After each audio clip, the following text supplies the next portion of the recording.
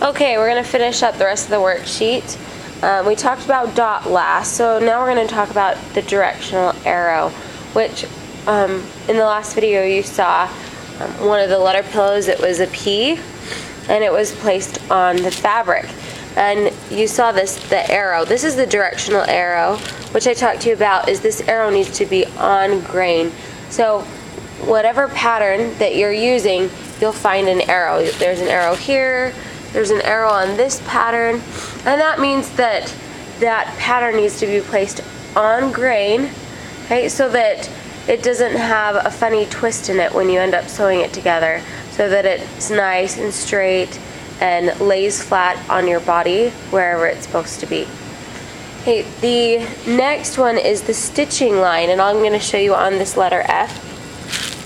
If we look up close, this is where you cut, okay, but see the little dotted line that goes all the way around the letter?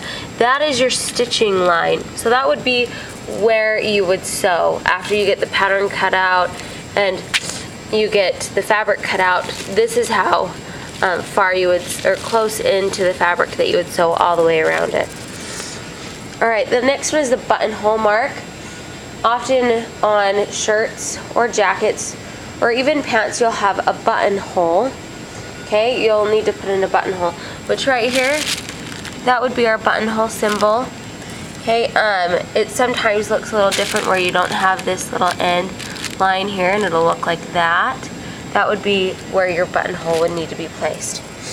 Alterations marks. Okay, these are our alterations marks down here, just everything that you can see within this screen. So, for instance, with these pair of pants, say that you're really short, okay, and you've got a friend that's really tall, and you both wear the same size pants. Well, if you cut out the same pattern and you don't adjust the length, then they're going to drown you. They're going to be super, super long, and your friend, they're going to fit just fine. So alterations lines, okay, are for the purpose of adjusting the length of your pattern. And the last one we're going to talk about is place on fold.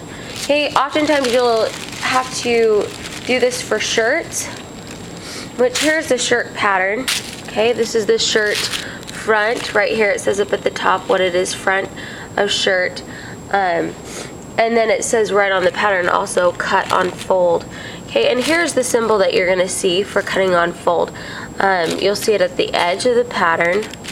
Okay, and you'll see two arrows, and they're pointing towards the outer edge of the pattern, and that means that you would want to fold your fabric in half, okay, and then you would want to place this on the fold so that when you cut this pattern out and then place it on your fabric and then cut that out, afterwards you would have it would look like the front of a shirt. You would just have a mirror image on the other side.